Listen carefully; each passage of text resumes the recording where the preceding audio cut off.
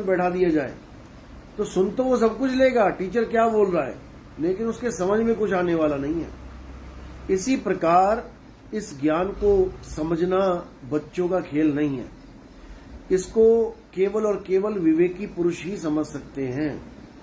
इसलिए साहिब ने समझाया कि आदि नाम हम भाख सुनाया और मूर्ख जीव समझ नहीं पाया। ये मूर्ख जीव समझ ही नहीं पाया कि हम क्या बता रहे हैं।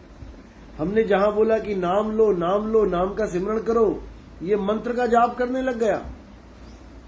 ये नाम और मंत्र में भेद ही नहीं समझ पाया। ये नाम और अक्षरों में भेद ही नहीं समझ पाया। हमने कहा नाम का सिमरण करो, ये अक्षरों का सिमरण करने लगा, ये अक्षरों का जाप करने लगा।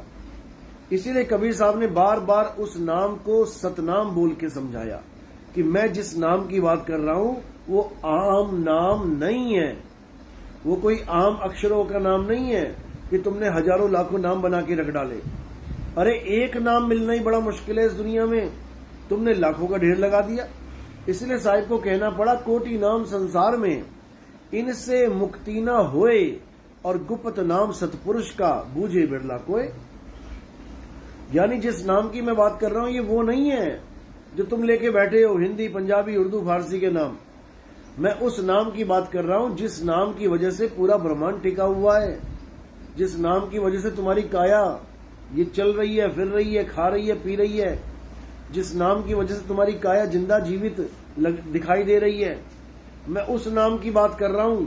और वो नाम कोई अक्षर नहीं है, वो नाम आत्मदेव है। इसीलिए उसको सतनाम बोला गया, क्योंकि आत्मा ही सत्य है। आत्मा सत्य है तो आत्मा का नाम सतनाम है। लेकिन जीव इसको समझ नहीं पाए और मंत्रों के चक्कर में पड़ गए। आम आदमी तो क्या बोले, बड़े बड़े गुरु, बड़े बड़े संत मुनि, ये सब मंत्रों के चक्कर में पड़ गए। तो साहिब को समझाना पड़ा, तंत्र मंत्र सब झूठ है, इनमें न उलझे कोई, और सार शब्द जाने बिना कागा हंस न होए। यानी ये तंत्र मंत्र सब झूठ है, तुम किस झूठ के चक्कर में पड़ गए हो, ये सत्य नहीं है। सत्य कौन है? आत्मदेव ही सत्य है।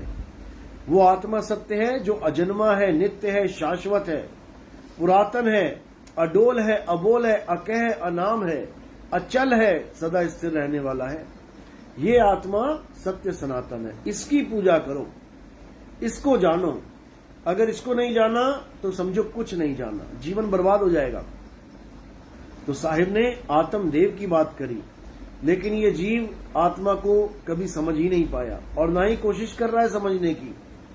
आज भी हमारे सत्संग सुन के हजारों लाखों लोग जाग रहे हैं।